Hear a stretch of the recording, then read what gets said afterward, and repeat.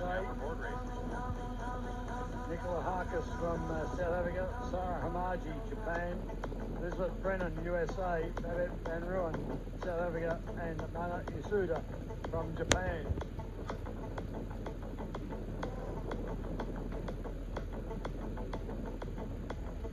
Board race.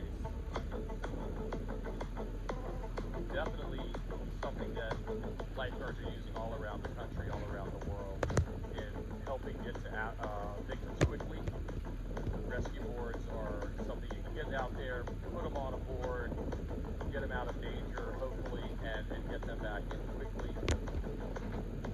And being able to use that board efficiently is very important. The board race, hotly contested at national around the world, whether it be the U.S., Australia, New Zealand. They're a fun race to watch. You've got every aspect of life-saving in it, and these athletes make it look easy. The big thing here, you watch out as you watch some athletes up on their knees, some staying in the prone position or laying on their stomachs, and they'll switch in and out through the time. You get a little more power up on the knees, but you certainly have more balance, and some athletes are just find it faster and more efficient for them to stay in the prone position.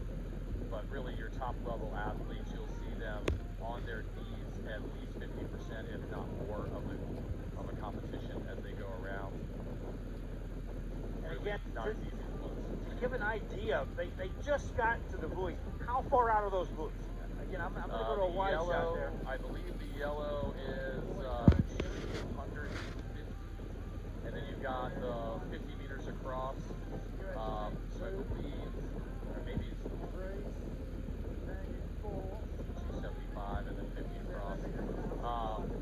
It's out there. So it's about a 600 to 800 meter race, and of course that all changes every time, right? Whether it's high tide or low tide, this course gets longer or shorter, and those are the minimums that are set in the rule book. So you set it on the low tide, and then when it's high tide, the race is that much longer. We've got an outgoing tide right now. We should have low, probably around about 1:30 today, and that's going to make this course easier in the afternoon than it was this morning. But again, every time they race, even from the youth race to the adult race, things have already changed, and that's why you don't see any timing on this. Nobody's got a stopwatch out there timing these events, because it doesn't make any sense to do that, because there's an advantage or disadvantage to the next race every time. This is just a simple start, finish with a checkered flag. Get to the checkered flag. Get there first. And there's your points. Yeah, and the athletes know how they do in a race. They understand when they're feeling good and have a great race and get through, and then, or they don't have a good race. You know, you don't jump on that surf ski and it goes poorly. So they understand, and of course they've got their fellow competitors that they're competing against, especially in this event where most of these athletes are doing the same event for 2 or 3 days. They've learned on who they need to beat and who the top people are, and right now we've got Japan out front, and both of our U.S. competitors, Lucy Noble on the left, if you're looking out the water, and Elizabeth Brennan on the right, according to the start sheet, having a good run here. The Japanese competitor, I guess Sarah Hamaji. And on this one, you notice they carry the board across the finish line.